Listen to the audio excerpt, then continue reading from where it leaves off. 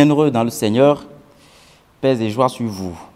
Si vous êtes déjà calés pour suivre ce rendez-vous spirituel, nous vous en remercions.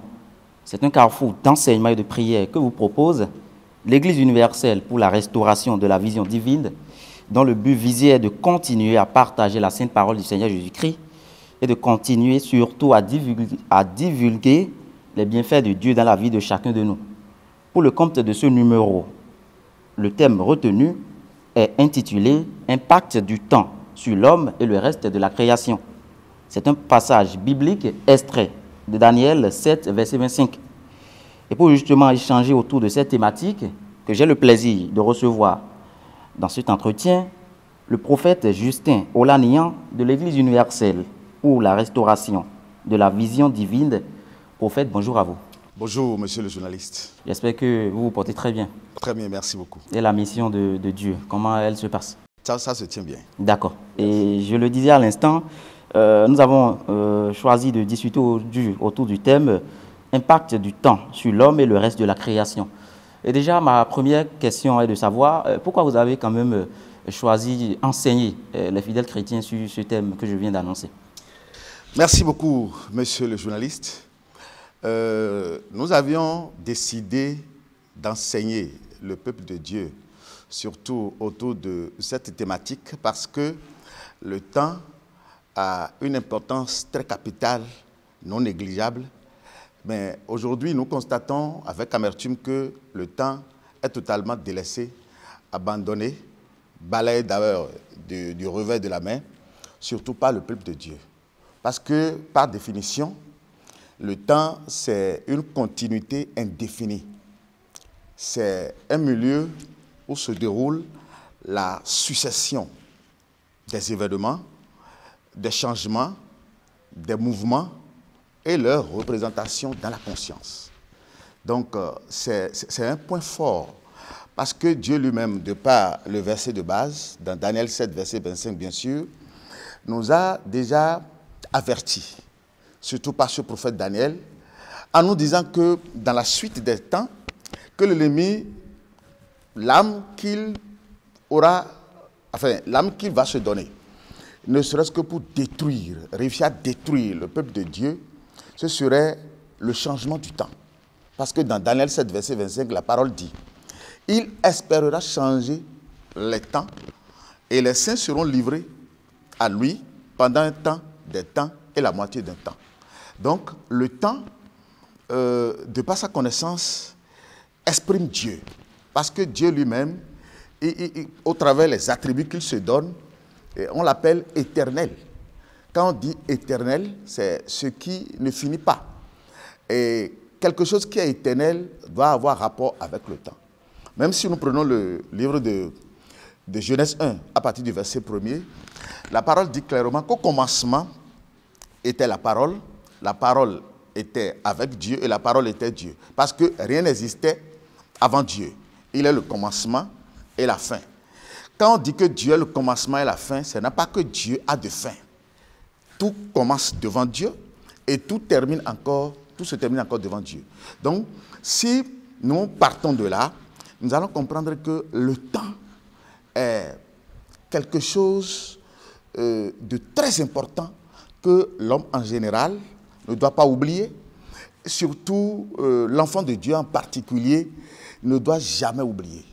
Jésus lui-même, au moment où il était sur la terre, dans Matthieu 24, verset 15, nous a encore donné le même rappel. Il nous a dit, l'ennemi espérera changer le temps et la loi. Lorsque vous allez voir l'abomination de la désolation dont a parlé le prophète Daniel venir dans l'église, que celui qui lit la Bible fasse attention. Jésus, si le changement de temps ne va pas occasionner quelque chose de très grave sur le corps du Christ, Jésus lui-même n'allait pas répéter les mêmes avertissements que Dieu nous avait donnés au travers le prophète Daniel. Il a bien dit dans Matthieu 24, verset 15, je viens de le citer, que lorsque nous verrons l'abomination de la désolation dont a parlé le prophète Daniel, établie en lieu saint. Alors, le prophète Daniel nous a parlé de quoi? Il nous a parlé du changement de temps. Parce que ce serait la seule âme que l'ennemi va se doter, ne serait-ce que pour détruire le corps du Christ. Donc aujourd'hui, nous sommes en train de constater avec amertume que le temps a été changé. Le temps a été changé. Au temps des apôtres, ce n'était pas encore changé. Au temps de Jésus, ce n'était pas encore changé. Au temps de nos grands patriarches, ce n'était pas encore changé. Mais à l'heure où nous sommes, nous qui aujourd'hui acceptons Jésus-Christ au travers la parole de Dieu, c'est en notre temps que tout ce qui a été programmé par l'ennemi est venu à l'accomplissement. Donc, ça fait depuis 2023 ans que le temps a été changé. Et lorsque nous n'allons pas faire attention, lorsque nous n'allons pas nous jauger ou bien lorsque nous n'allons pas prendre garde de tout ce que la Bible nous dit, alors on serait en train d'adorer Jésus-Christ ou bien on serait en train de dire qu'on adore Jésus-Christ alors que l'adoration est déjà allée en captivité. C'est pourquoi le thème que nous avons choisi, c'est-à-dire sa place est d'abord primordiale dans la vie de tous les chrétiens aujourd'hui, de tous ceux-là qui se réclament être du bord du Christ. Parce que sans connaître le temps de Dieu, vous ne pouvez pas adorer Dieu. Tout ce que Dieu nous demande dans la Bible, tout est reposé sur son temps. Mais comment ce temps a été changé? Et déjà, une autre question qui me vient à l'esprit, permettez, de quel temps parlez-vous, prophète? Est-ce que c'est le temps que nous vivons actuellement ou chaque année, nous devons vivre une succession? Là où on parle de 2022, on parle de 2023 ou prochainement on parlera de 2024. De quel temps parlez-vous, prophète, et comment cela a été changé? Merci, monsieur le journaliste. J'ai dit tout à l'heure que le temps a été changé depuis 2023 ans. Je m'explique. Dans le livre de Daniel, dans le livre de Psaume 104, verset 19, Dieu a dit clairement, j'ai fait la lune pour marquer le temps. Mieux, dans Genèse 1, verset 14, il n'a pas caché le temps aux humains. Au moment où il avait créé tout, au 4e jour, il a laissé à la connaissance des hommes comment on devrait normalement compter le temps. Dans le livre de Genèse 1, verset 14, la parole dit qu'il a créé des luminaires dans l'étendue du ciel. Le plus grand luminaire pour présider au jour, le plus petit luminaire pour présider à la nuit avec les étoiles. Et dans Psaume 104, verset 19, il dit, j'ai fait la lune pour marquer les temps, le soleil sait quand il doit se coucher. Autrement dit, lorsqu'il n'y a pas apparition de la lune, on ne doit même pas parler de la présence d'un mois. Je vais commencer d'abord à partir des divisions de temps, sinon des multiples de temps. Dieu, au commencement, si vous le suivez bien, dans toutes ces déclarations, surtout par rapport aux 7 jours de la création, il n'a que fait référence au temps. Quand il disait que la lumière soit, et la lumière fut, il y a un soir, il y a un matin, ce fut le premier jour. Que les cieux paraissent. Les cieux sont venus. Il y a un soir, il y a un matin, ce fut le second jour. Que le sec paraisse et la terre est venue. Il y a un soir, il y a un matin, ce fut le 3e jour. Jusqu'au 7e jour. Alors, quand on dit le soir, ça fait appel à une heure. Ça fait appel à un temps. Quand on dit le matin, ça fait aussi appel à un temps. Autrement dit, selon Dieu, dans son principe de création, il y a le soir qui est séparé du matin. Autrement dit, il y a la nuit qui doit être séparée de la journée. Nous revenons sur le verset que je viens de donner, surtout Psaume 104, verset 19, où Dieu lui-même, qui avait créé les luminaires, a identifié, a pointé du doigt le rôle de chacun de ces luminaires. Il a dit qu'il a pris la lune pour marquer le temps. Ça veut dire quoi? Sans apparition de la lune, on ne peut jamais parler de la présence d'un mois. Sans que la lune n'apparaisse, on ne peut même pas invoquer un mois. Ça veut dire que c'est la lune. C'est pourquoi le parcours de la lune est un parcours mensuel. Sinon même, par définition, quand on parle de mois, c'est le temps compris entre 2 lunaisons. C'est-à-dire le temps compris entre 2 nouvelles lunes. Donc quand la lune apparaît, nous sommes tous conscients qu'elle fait toujours un parcours mensuel. Mais le soleil, à lui, il fait un parcours journalier. Donc, ces 2 luminaires ont des rôles bien différents, surtout par rapport au temps. Donc, leur apparition impacte beaucoup le temps. Alors, si nous partons de là, nous devons savoir que Dieu c'est la lune qui doit marquer le mois et le soleil doit marquer la journée. C'est pourquoi lui-même, en tant que créateur absolu de toutes choses, au départ, avait mis un accent particulier, surtout sur le rôle de ces deux luminaires. On n'a jamais vu la lune apparaître dans la journée, à moins que ça ne soit un changement climatique, ou bien à moins que ça ne soit un phénomène de façon particulière qui vient. La nuit aussi, on ne voit pas le soleil nécessairement. Donc, ces deux luminaires savent jouer leur rôle. Alors, quand nous venons sur le temps qui a été changé depuis 2023 ans, que j'ai évoqué tout à l'heure, prenez 1er janvier par exemple, 1er février, 1er mars, 1er avril, 1er mai, 1er juin, jusqu'à 1er décembre, vous n'allez jamais voir la lune marquer le début de ce mois-là. Mieux, à des moments donnés, la lune serait déjà à sa pleine, ou à la moitié, ou pratiquement même vers la fin, ou dans sa forme grande, la grande forme ronde. Donc, nous sommes en train de comprendre que ce que Dieu a pris pour marquer les temps, la lune que Dieu a pris, le parcours de la lune que Dieu a pris pour marquer les temps, pour annoncer les calendes de ce mois, pour que nous ayons 12 calendes pour former une année devant Dieu, nous sommes en train de comprendre qu'il y a un autre système qui est venu et qui a supprimé, j'allais dire, qui a supprimé le principe que Dieu a établi pour le bonheur de ses enfants. Parce que le programme que Dieu a établi, c'est ça que je viens de vous le développer. Et c'est dans ce programme que Dieu arrive à bénir ses enfants. Je prends le premier mois de Dieu.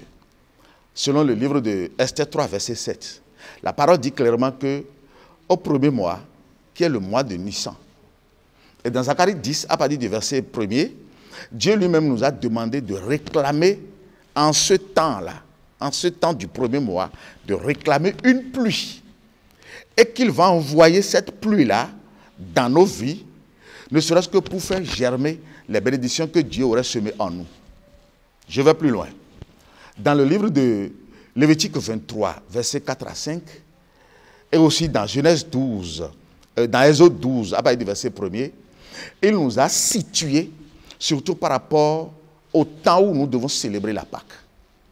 Lévitique 23, verset 4 à 5 dit, le premier mois, le 14e jour du mois, entre les deux soirs, ce sera la Pâque de l'Éternel. Alors, si nous ne connaissons plus le temps de Dieu, si nous ne maîtrisons plus les calendes, les calendes qui forment l'année devant Dieu, si nous ne maîtrisons plus comment Dieu arrive à compter le temps selon lui, parce que le temps est un grand conducteur plus que les fils électriques. Quel que soit ce qui se passe aujourd'hui dans ce monde, quel que soit ce qui existe aujourd'hui dans ce monde, rien ne peut échapper au contrôle du temps. Tout est vu par le temps, tout est conduit par le temps. Même sur ce plateau, nous sommes conduits par un temps. Parce que nous avons démarré cette émission par un temps et nous allons aussi la terminer par un temps. Autrement dit, tout ce que nous sommes en train de faire ici maintenant est contrôlé par un temps. Autrement dit, c'est-à-dire le temps que Dieu a programmé pour ses enfants a été balayé de la main. Si nous ne maîtrisons plus le temps de Dieu aujourd'hui, comment nous pourrions célébrer effectivement, selon le cœur de Dieu, la Pâque de Dieu? Parce que nous assistons à une Pâque païenne aujourd'hui. La Pâque que le monde célèbre, par exemple, qui n'a pas une date fixe. On parle de la résurrection du Christ. Voilà, la résurrection du Christ. Je me pose la question si c'est vraiment celle que les apôtres avaient célébrée. Je me pose la question si c'est réellement la Pâque que Jésus aussi avait célébrée. Parce que la Pâque d'aujourd'hui, c'est la Pâque de Jésus-Christ que nous devons célébrer. Nous célébrons aujourd'hui la mort et la résurrection de Jésus-Christ, qui est un principe de délivrance. Parce que la Pâque est née sous Moïse. Et la date que Dieu même a donnée à la Pâque, sur la terre de l'Égypte, est bien connue dans le livre de Exode 12. Il dit, ce mois-ci sera pour vous le premier des mois. Il sera pour vous le premier des mois de l'année. Vous allez me célébrer la Pâque à sa date 14. Donc, je parle de la première fête même qui devrait ouvrir l'année. Donc, la Pâque que nous célébrons, que le monde célèbre aujourd'hui, où on assiste à la présence des Vaudounais aussi, à la présence du culte endogène. Parce qu'au moment où moi j'étais gosse, dans ma famille on dit, les revenants aussi vont célébrer la Pâque. On dit, enfin, le culte endogène aussi doit célébrer la Pâque. Est-ce que la Pâque de Dieu, la Pâque que Dieu a programmée pour ses enfants, aussi doit être célébrée par le culte endogène, doit être célébrée par Satan? Je ne crois pas. Ça veut dire quoi? Ça veut dire que même pour célébrer la Pâque de Dieu, il y a problème aujourd'hui. Parce que la Pâque que les Blancs nous ont imposée, la Rome nous a imposée, c'est une Pâque païenne, c'est une Pâque qui ne répond pas aux critères. Parce qu'avant de célébrer la Pâque, vous devez connaître d'abord le premier mois. Vous devez connaître d'abord à sa date 14, vous devez connaître la date 14 du premier mois. Parce que quand on dit premier mois à sa date 14, ça veut dire que dans une nouvelle année de Dieu, à la première pleine lune de l'année, nous devons célébrer la Pâque. Et la Pâque doit être célébrée maintenant sur combien de jours? Sur 8 jours. La Pâque ne doit pas dépasser 8 jours. Et après les 8 jours, vous allez commencer maintenant par compter 7 semaines pour aller directement maintenant à la Pentecôte. Donc ça veut dire qu'il y a une Pâque qui est venue depuis 2023 ans et qui se cache derrière les Écritures et qui amène l'homme encore en captivité. Je vais nommer bien sûr la Pâque mondaine, la Pâque romaine, la Pâque païenne, qui n'a pas une date fixe, qui tantôt est célébrée sur 9 avril, 17, parce que celle qui a été célébrée en 2023 passé, c'était tombé sur dimanche 9 avril.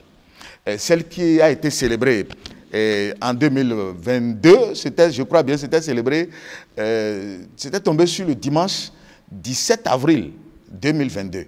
Celle qui a été célébrée avant même, en 2021, c'était le 4 avril ou bien, bref, c'est la Pâque que la Rome nous a amenée aujourd'hui n'est pas la vraie Pâque de Dieu. C'est pourquoi ces jours de célébration, c'est comme en dents de scie, où c'est tombé tantôt sur 17, tantôt sur 12 avril, tantôt sur 4 avril, alors que dans la Bible, Dieu a donné, il a fixé même la date de la Pâque.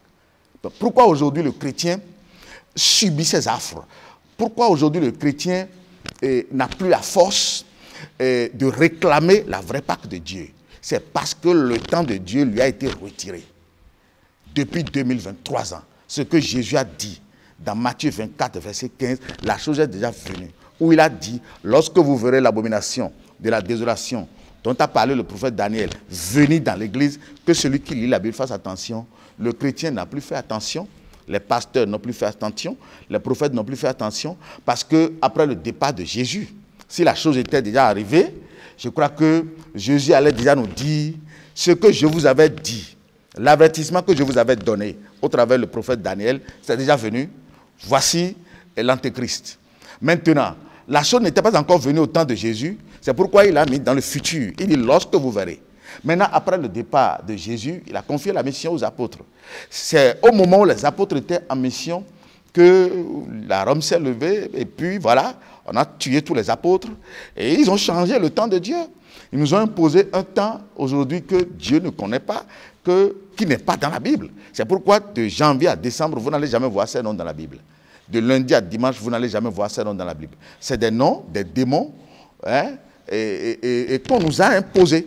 Les noms que Dieu a donnés aux mois sont dans la Bible. De Nissan, Ziv, Sivan, Tammuz, Ab, Elul, Etanim, Boul, Kisle, Tébet, Shebat, Adar. Et c'est des noms en français courant. C'est les mois? Oui, c'est les mois. C'est les noms des mois qui ont bien sûr des versets bibliques. Les noms que Dieu a donnés aussi aux jours sont dans la Bible. Dans Ésaïe 11, verset 1 à 2, il y a les 7 noms de 7 esprits. Parce qu'au commencement, c'était l'Esprit de Dieu qui gouvernait, qui a commencé par créer tout. Et chaque fois quand Dieu crée quelque chose, il donne son esprit à ce jour-là. Parce que c'est l'Esprit de Dieu qui a créé tout. Et chaque jour créé par l'Esprit de Dieu incarne un esprit que Dieu lui-même développe dans la Bible. Donc, nous constatons que les noms que Dieu a donnés aux jours sont aussi balayés du revers de la main. Et on nous dit lundi, mardi, alors que quand on dit lundi, c'est un démon à Rome qu'on appelle Dieu Lune, qui est adoré tous les lundis. Quand on dit mardi, c'est le Dieu Mars. Quand on dit mercredi, c'est le dieu Mercure. Quand on dit jeudi, c'est le dieu Jupiter. Vendredi, dieu Vénus. Samedi, dieu Saturne. Dimanche, dieu Soleil. Est-ce que ça, c'est pas des noms qu'on remarque également dans l'astrologie? Oui, bien sûr, voilà. Alors que Dieu règle l'astrologie. L'astrologie, c'est une forme de divination. Parce que dans le livre de Deutéronome 18, à partir du verset 9, Dieu dit que nous n'avons pas le droit de connaître le lendemain. Le futur appartient à Dieu. Dieu laisse à ses enfants, à son peuple, la connaissance du présent. C'est pourquoi il dit, cherchez premièrement le royaume de Dieu et sa justice, et toutes ces choses vous seront données par Dieu. Ne vous inquiétez pas donc du lendemain, car le lendemain aura soin de lui-même. À chaque jour suffit sa peine. Donc, Dieu laisse à la connaissance de ses enfants le présent. Le futur appartient à Dieu. Donc, l'astrologie annonce le futur, annonce la divination que Dieu règle avec fermeté. Donc, quand, voilà, tu comprends bien, on trouve ces noms-là dans l'astrologie. Et c'est au travers de cette divination que, aujourd'hui, tout le monde est séquestré dans l'idolâtrie. Tout le monde est pris aujourd'hui. Toute la terre est prise aujourd'hui. Parce que le contrôle que ce temps-là a sur le monde aujourd'hui ne dit pas son nom. Parce que quel que soit ce que l'homme fait, même l'adoration qu'on donne à Dieu, les dimanches, que le corps du Christ donne à Dieu les dimanches. Dimanche n'est pas sabbat. Samedi n'est pas sabbat. Le sabbat peut tomber sur n'importe quel jour conventionnel. L'anglais dit Sunday. Quand nous allons découper ce nom par syllabe, Sunday, sun égale soleil, day égale jour, Sunday. Ça veut dire que le jour du soleil. Alors que dans le même temps, on veut me faire croire que c'est le jour du Seigneur. Le soleil ne peut jamais être mon Seigneur. Parce que si le soleil est mon Seigneur, je suis idolâtre. Le soleil est une créature qui doit être soumise à mon autorité. Donc, aujourd'hui, franchement, monsieur le journaliste, le monde est allé ailleurs, surtout le monde chrétien. Le monde qui se réclame être du bord du Christ est totalement allé ailleurs parce qu'il n'a pas su garder l'avertissement que Dieu lui a donné et par ruse, l'ennemi l'a déporté, l'ennemi l'a séquestré dans son principe aujourd'hui, si bien que c'est pourquoi même les prières aujourd'hui ne donnent plus rien. On fait des jeûnes, on se lamente. Qu'est-ce que le chrétien ne fait pas? Le chrétien se donne toutes les plateformes possibles. Ne serait-ce que pour voir Dieu, ne serait-ce que pour être en communion avec Dieu. Mais tout ce que le chrétien fait aujourd'hui, ça ne répond pas. La cause, c'est quoi? Il y a changement du temps. Et le changement du temps a beaucoup joué sur tout ce que nous faisons aujourd'hui. Le changement du temps a emporté toutes les églises en captivité. Toute église qui ouvre la porte les dimanches, tous les dimanches, comme étant jour d'adoration, adore déjà le diable, sans le savoir. Et je crois, prophète Justin Olaniyan, c'est ce travail important que vous faites au niveau de l'Église universelle pour la restauration de la vision divine. Et c'est justement pour cela que nous sommes là, pour parler du temps, pour éveiller les consciences et pour permettre au peuple de Dieu, comme vous avez dit en début de cet entretien, de se réveiller, si je peux le dire ainsi. Et déjà, vous avez commencé à le dire depuis 2023 ans, le temps a changé et vous avez parlé d'idolâtrie, vous avez parlé de plusieurs sujets, je crois que vous avez abordé plusieurs aspects de notre thème déjà. Et déjà, quel est l'impact quand même de ce temps sur la vie du chrétien aujourd'hui? Est-ce que ce temps a un impact positif ou négatif? Je crois, si je dois m'apaisantir sur vos explications, c'est que déjà ce temps a un impact négatif sur la vie, parce que vous avez dit les prières ne montent plus vers le Père, et également il y a l'idolâtrie, il y a assez de problèmes dans la vie. Et revenez un peu sur cet aspect-là. Est-ce qu'il y a ça a un impact et quels sont ces impacts-là? Merci, monsieur le journaliste. Ça a un impact négatif, totalement négatif, sur la vie du croyant aujourd'hui. Je donne un exemple. Je parle même du verset de base. Le verset de base dit: l'ennemi espérera changer le temps et la loi. Il y a une loi au travers de laquelle Dieu communique la vie à son peuple, à son enfant. Lorsque cette loi est changée, lorsque cette loi n'est plus en vous, vous perdez tout. Je m'explique. Il s'agit de quelle loi? La loi d'adoration. Parce que le rapport qui est entre l'homme et Dieu est que Dieu lui bénit l'homme. C'est pourquoi il a créé l'homme à son image et à sa ressemblance. Dieu, lui, bénit l'homme. L'homme, lui, doit faire quoi à Dieu? Lui, il adore Dieu. Ça, c'est le rapport. C'est une obligation pour l'homme. Ce n'est pas facultatif. L'homme, c'est Dieu qui l'a créé. Et la raison qui a poussé Dieu à créer l'homme, c'est d'ailleurs l'homme, et que l'homme doit être à son image et à sa ressemblance. Autrement dit, l'homme a l'obligation de donner adoration à Dieu. Quel genre d'adoration? Une adoration encore vraie. Parce que celui qui adore Dieu ne peut plus se permettre d'aller encore adorer autre chose. Nul ne peut servir 2 maîtres à la fois. Soit il haïra l'un et aimera l'autre. C'est pourquoi dans Matthieu 4, Jésus avait eu une discussion avec le diable. Et à la dernière tentation, c'est-à-dire à la 3e tentation, le diable lui a dit de lui donner adoration. Qu'il va lui donner toutes les bénédictions de ce monde. Et qu'est-ce que Jésus avait répliqué? Il dit, retire-toi de moi, Satan. C'est seulement Dieu qu'on doit adorer dans le temps et dans l'espace. Ça veut dire quoi? Ça veut dire que la seule entité à qui nous devons adoration et gloire, c'est le Créateur Dieu absolu de toutes choses. Alors, Dieu a fixé le temps de son adoration au travers le temps. Lorsque vous lisez le livre de Hébreux 4, verset 8, on dit, il y a un jour d'adoration que Dieu a donné à son peuple. Si Josué leur eût donné un autre jour, il ne serait plus question d'un autre jour. Mais il y a un jour de sabbat réservé au peuple de Dieu. Celui qui entre dans ce repos se reposera de ses œuvres comme Dieu s'est reposé aussi des siennes. Je vais plus loin. Dans Isaïe 66, versets 22 à 24, la parole dit qu'à chaque nouvelle lune et à chaque sabbat, toute chair viendra se présenter devant Dieu, dit l'Éternel Dieu des armées, et va lui donner adoration.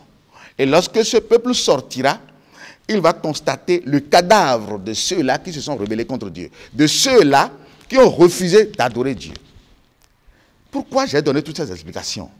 Je suis en train de vouloir amener mes frères et sœurs à comprendre c'est-à-dire l'impact négatif que le changement de temps a sur leur vie. Le changement du temps de Dieu a sur leur vie. Lorsque le verset de base nous donne cet avertissement, et que toi, en tant qu'enfant de Dieu, tu ne fais pas attention, et que le temps est aussi changé dans tes mains, tout ce que tu fais à Dieu, toute adoration que tu donnes à Dieu. C'est pourquoi aujourd'hui, sabbat, personne ne connaît plus le sabbat. Le peuple de Dieu prend le sabbat comme étant une loi, alors que ce n'est pas une loi, c'est une obligation. Vous ne pouvez pas rester en tant qu'être humain sans adorer votre Dieu. C'est ça ce que Dieu a établi. Il dit, vous m'adorez, et moi je vous bénis. Si vous ne m'adorez pas, je ne vous bénis pas. Mais aujourd'hui, l'adoration que le peuple donne à Dieu va où? Chez Satan, parce que dimanche, ce n'est pas pour Dieu. Dieu n'a pas fait le programme de lundi à dimanche dans ses calendes qui doivent normalement nous amener à compter, à déchiffrer, à décomposer les mois de Dieu. Donc aujourd'hui, il y a des faux mois qui sont venus, à savoir janvier, qui incarne un démon à Rome qu'on appelle Janus. Et Janus, c'est le dieu romain à double visage connaissant le passé et l'avenir. C'est ce Dieu qui est honoré tous les 1er janvier. Parce que Dieu n'ouvre jamais son année par 1er janvier. Jamais. Dieu ouvre son année par le printemps. Parce que quand on dit printemps, ça veut dire que le premier des temps. Et lorsque le printemps vient, la pluie commence par tomber. Même les paysans, dans nos coutumes, là, les paysans même en parlent. C'est lorsque Dieu ouvre la porte de son année que les premières pluies commencent par tomber. Et on doit mettre les premières semis dans la terre, ne serait-ce que pour espérer la grande récolte après. Donc, même dans nos jargons, le fond même en parle. Dans la langue maternelle, dans nos langues maternelles, ça dit ça s'exprime librement. Donc, Dieu n'ouvre jamais son temps par la sécheresse. Non, il ouvre toujours son temps par la saison des pluies. Donc, aujourd'hui, nous avons constaté que c'est parce que ce temps a été changé que le chrétien a perdu le jour d'adoration. Il ne sait plus le jour d'adoration vrai de Dieu. Alors que la Bible est claire dessus.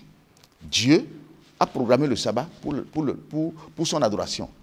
Le temps a été changé. C'est pourquoi aujourd'hui, toutes les fêtes divines, les 3 fêtes que Dieu a données à son peuple, parce que Dieu a seulement 3 fêtes. La vraie Pâque, la vraie Pentecôte et la fête des tabernacles. À part ces 3 fêtes, Dieu n'a plus de fête.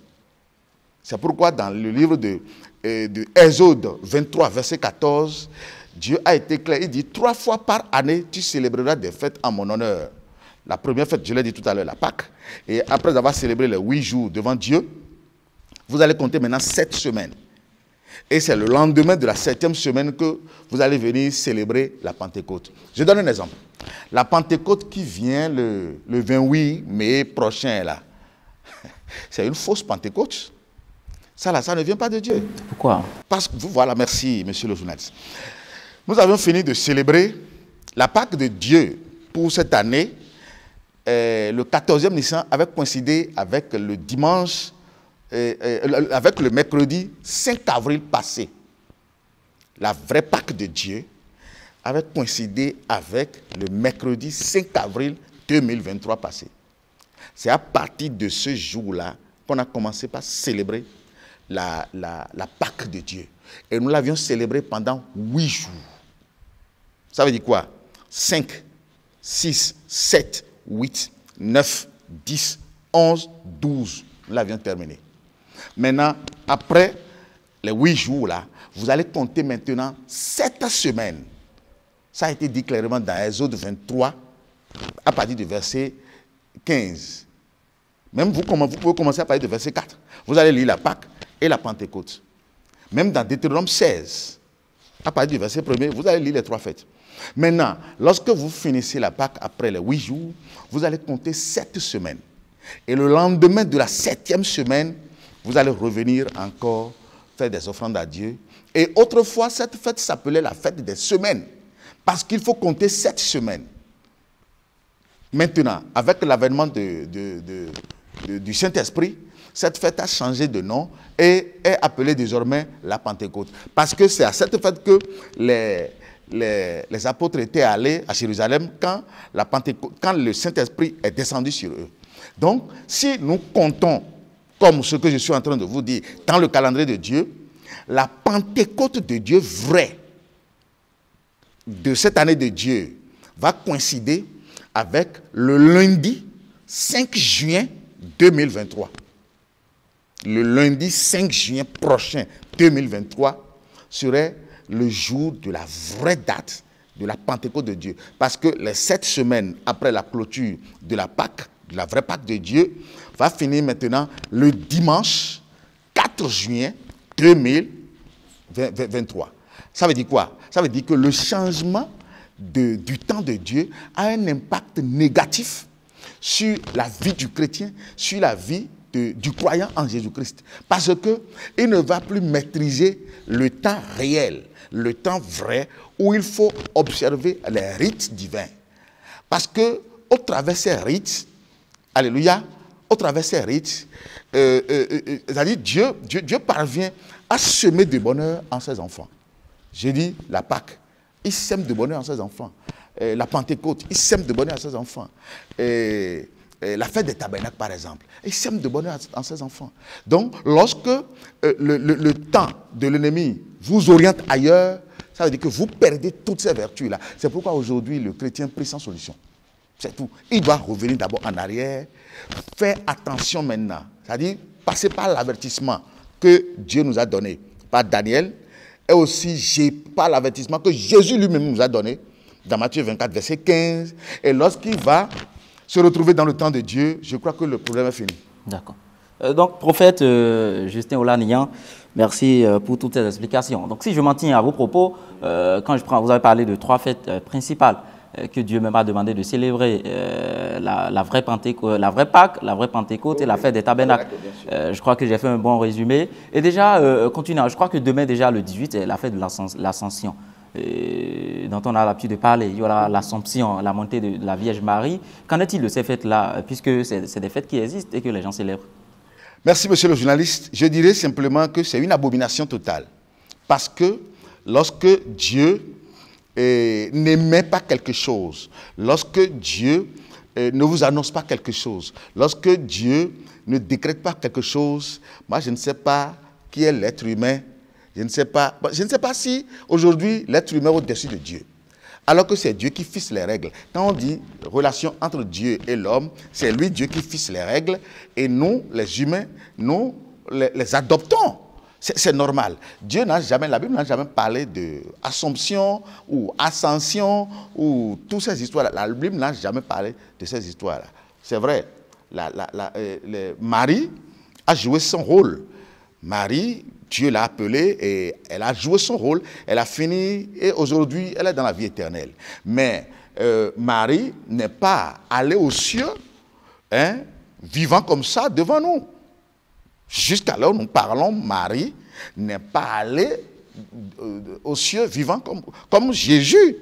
Parce que depuis le commencement de ce monde jusqu'à l'heure où nous sommes, c'est 3 personnalités qui sont allées dans le ciel, vivant devant les humains. Le premier, c'était Enoch. Enoch, Dieu l'a pris, vivant comme ça. La deuxième personnalité, c'est Élie. Élie qui avait invoqué le feu. C'est lui qui est monté. La troisième personnalité, qui est leur Dieu, le Dieu des 2 premiers, c'est Jésus-Christ, qui est monté dans les cieux. Donc, ça veut dire que, à part ces 3 personnalités, en tout cas, jusqu'à là où nous sommes, Marie, c'est vrai, elle a joué son rôle, elle est dans la vie éternelle, mais elle n'est pas allée dans les cieux vivante comme ça, non. Donc, Ascension ou Assomption, voilà, Assomption, là, normalement, ce n'est pas une célébration divine, mais c'est une célébration romaine païenne, parce que ça n'arrange que la Rome. D'accord. Merci, prophète. Il faut rappeler que le thème que nous sommes en train de dérouler est intitulé « Impact du temps sur l'homme et le reste de la création ». Je le rappelle, bien sûr, pour ceux-là qui viennent de nous rejoindre, bien sûr, pour le compte de cet entretien. Et déjà, prophète, aujourd'hui, on a parlé du temps. On a parlé de son impact négatif sur la vie des humains, sur la vie du peuple de Dieu. Et c'est ce travail que vous êtes en train de faire au niveau de votre Église. Et déjà, aujourd'hui, quand on parle des maux qui minent le monde, je veux parler des maladies, je veux parler de la prostitution, je veux parler du terrorisme, je veux parler de tous les maux. MAUIS, bien sûr, qui mine aujourd'hui le monde. Est-ce que c'est expliqué par le temps? Quelle observation vous faites vis-à-vis de ces mots-là? Merci beaucoup, monsieur le journaliste. Ces mots-là, aujourd'hui, dans le monde, parce que le monde en a cherché. Parce que lorsque vous vous écartez de Dieu, vous êtes voué à l'échec. Le monde a échoué. C'est pourquoi la parole nous a dit, vous êtes dans le monde, mais vous n'êtes pas du monde. Ça veut dire que les élus de Dieu ne vont pas vivre ces catastrophes. Quand nous voyons les guerres, toutes ces choses qui se passent aujourd'hui dans le monde, c'est parce qu'à un moment donné, ceux-là même, étant dépassés de ces fléaux, arrivent à se poser la question, est-ce que Dieu existe? Dieu existe vraiment. Mais lorsque vous vous écartez du principe de Dieu, lorsque vous vous écartez, parce que par le temps, la parole vous fuit encore. Vous n'aurez pas une bonne direction de la parole dans votre vie. Donc, les Romains savent ce qu'ils ont fait.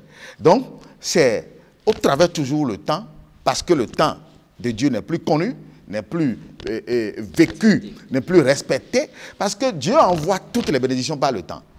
Et lorsque vous n'êtes plus dans le temps, vous êtes écarté. Et si vous êtes écarté, celui qui n'a pas la bénédiction, il va avoir quoi? Il va avoir la malédiction. Et tous ces mots que nous venons de citer se traduisent par la malédiction. Ils sont maudits. Alors que quand vous revenez à Dieu, il dit qu'il n'y aura plus d'anathème. C'est ce que lui-même a dit dans Apocalypse 22, verset 1 à 5. Il dit, dans ma maison, il n'y aura plus d'anathème.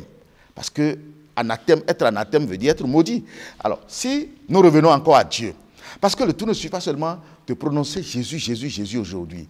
Il prononce Jésus sur un autre fondement. Parce que le temps de janvier à décembre, lundi à dimanche, a convergé le monde entier sur un autre fondement qui n'est pas le fondement Jésus-Christ.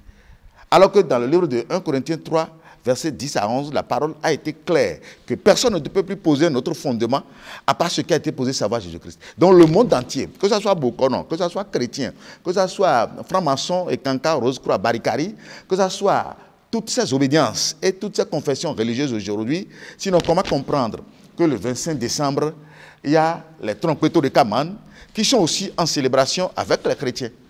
Parce que le démon qui naît le 25 décembre, c'est lui qui sera dédicacé le 1er janvier et qui est honoré tous les dimanches, qui reçoit l'adoration dans les églises les dimanches.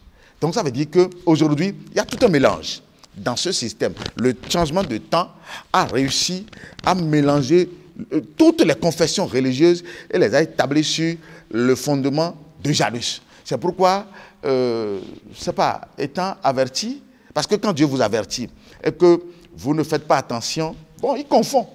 De manière générale, qu'est-ce que vous faites véritablement pour faire respecter le temps, si je peux le dire ainsi? Merci. Et nous avions édité un calendrier parce que Dieu, par sa grâce, nous a donné la révélation.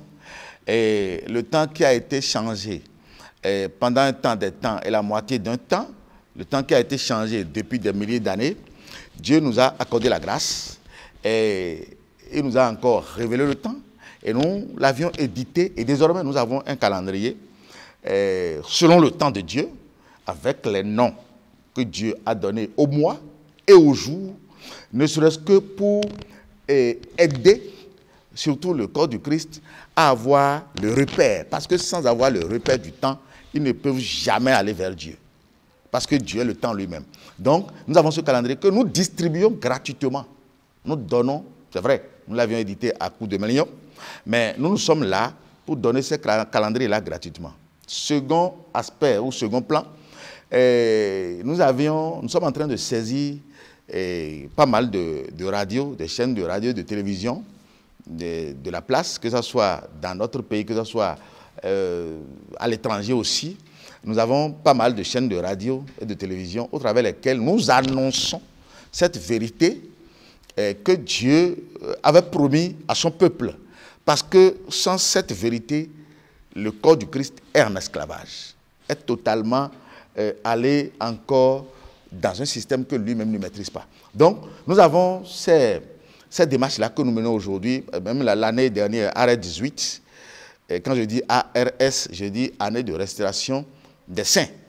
Donc, l'année passée, par exemple, nous avions travaillé avec au moins 15 chaînes de radio sur lesquelles nous partageons nos émissions au moins une fois par semaine. Ça veut dire qu'au moins dans un mois, nous offrons 4 passages par chaîne de radio.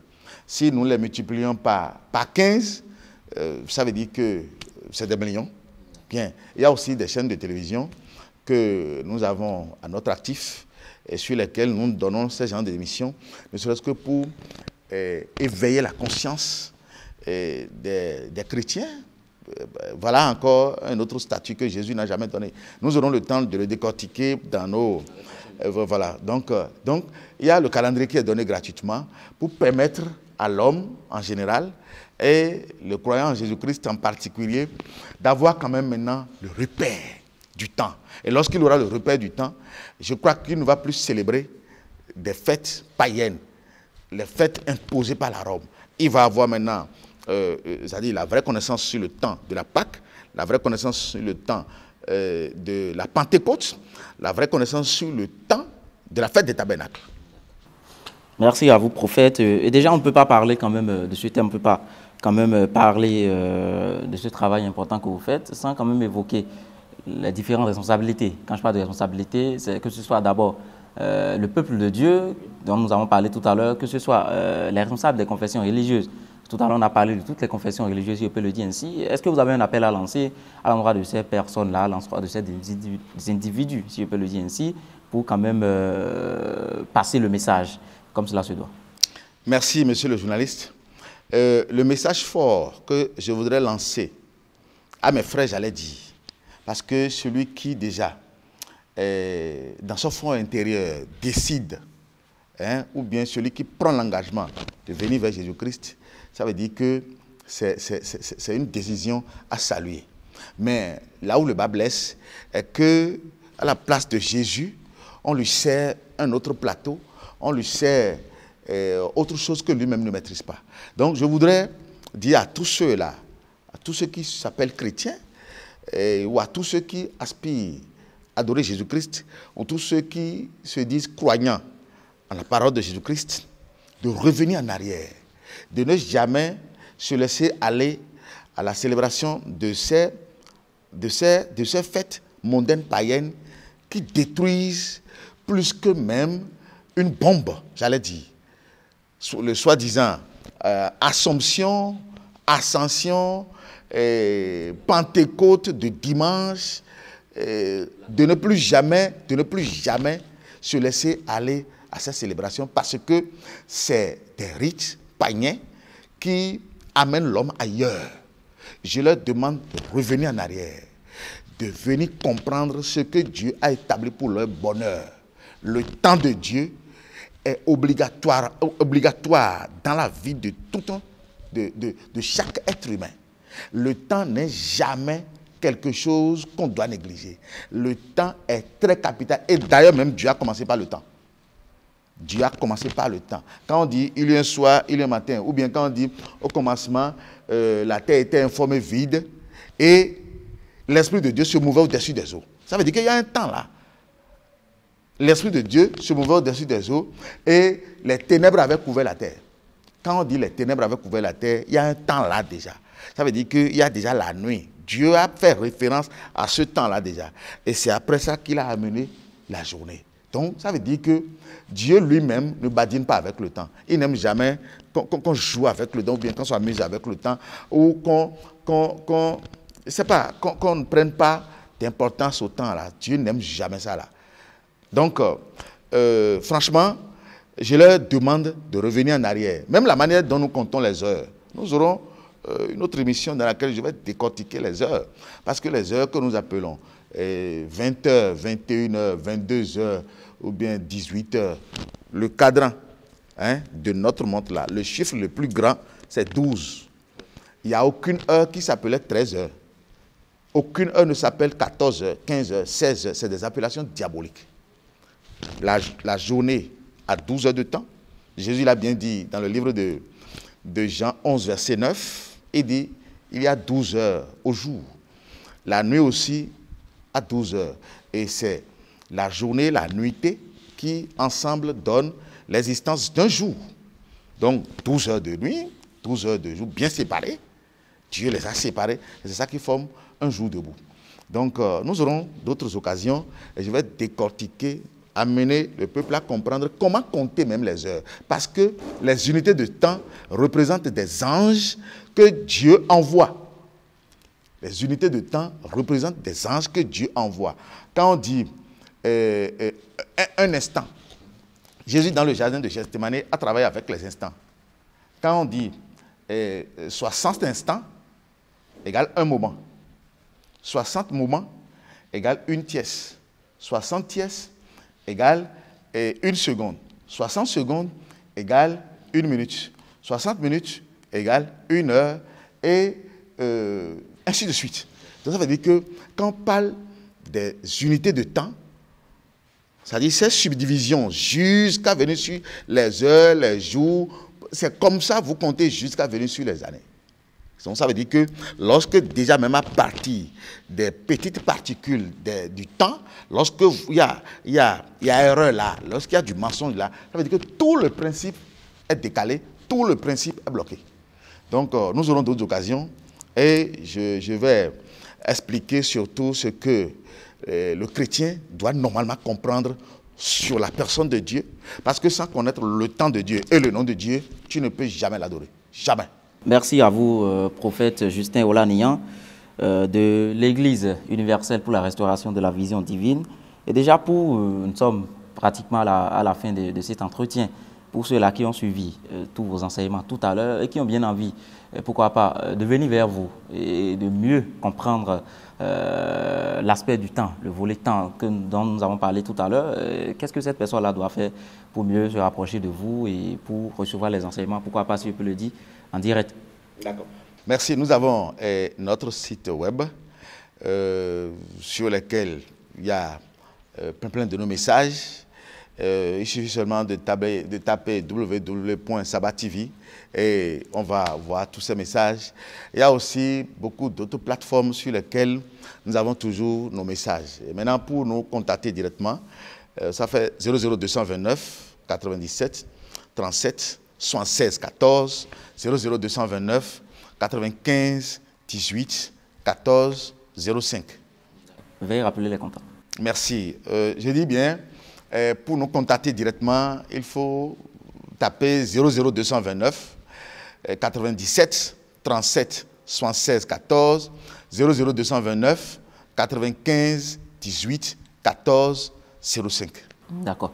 Je ne sais pas si le prophète a un dernier mot, peut-être à l'endroit du peuple de Dieu. J'ai vraiment un dernier mot parce que quand je vois l'homme, de façon générale, souffrir, ou bien dans des amertumes qui ne dit pas, simplement ça me touche. J'ai le cœur qui saigne. Parce que dans le même temps où l'homme gémit, l'homme gémit dans des problèmes, il y a encore l'autre côté de solution que Dieu permet. Ça veut dire que mon peuple périt, faute de connaissance. C'est ça qui me choque. Aujourd'hui, quand le chrétien souffre, c'est parce qu'il est ignorant. Il ne comprend pas. Il dit, mon peuple périt faute de connaissance. Puisque tu as rejeté la connaissance, je te rejetterai, tu seras dépouillé de mon sacerdoce. Puisque tu as oublié la loi de ton Dieu, j'oublierai aussi tes enfants. Ça veut dire quoi? Je voudrais lancer cet appel, convier tout le corps du Christ, le chrétien, celui qui s'accroche au christianisme. Je voudrais leur dire que Jésus n'a pas amené le christianisme. Jésus est venu former la communauté des saints, selon Éphésiens 2, versets 19 à 22. Quand on dit christianisme, c'est la Rome qui a amené le christianisme, au travers de la papauté. Donc, je les convie de venir comprendre, écouter les messages de Dieu, connaître le temps de Dieu, pour que désormais, qu'on ne les appelle plus chrétiens pécheurs, mais qu'ils soient désormais des saints et des très saints pour Dieu. Parce que celui qui veut adorer Dieu ne peut pas avoir un autre statut différent du statut de celui de Dieu. Dieu, lui, est très saint. Alors, si nous sommes à son image, à sa ressemblance, nous devons être aussi très saints. Et est-ce qu'aujourd'hui, c'est possible d'être très saint? C'est normal, c'est possible. Parce que celui qui vient sur le vrai fondement de Jésus-Christ, qui arrive à comprendre tout ce que nous sommes en train de dire aujourd'hui, il devient saint, il devient très saint. Et partant de là, rien ne peut plus se lever contre lui et le détruire. Parce qu'aujourd'hui, nous voyons dire, on est chrétien, mais quand le bocono envoûte, quand le païen envoûte, le païen arrive à encore tuer le chrétien. Là, il y a mal donne. Donc, je les convie, je les invite à venir sur le vrai fondement de Dieu. C'est gratuit. Nous allons leur donner le calendrier gratuitement et ils auront la référence du temps de Dieu. Ils vont rentrer dans le principe de Dieu et lorsque maintenant eux-mêmes vont prier, Dieu va les écouter. Merci de continuer à prendre le rendez-vous de ces numéros d'entretien avec le prophète Justin Olaniyan pour marcher selon les principes de Dieu et ne pas faire face aux difficultés de la vie et évoluer comme cela se doit dans la vie. À la prochaine.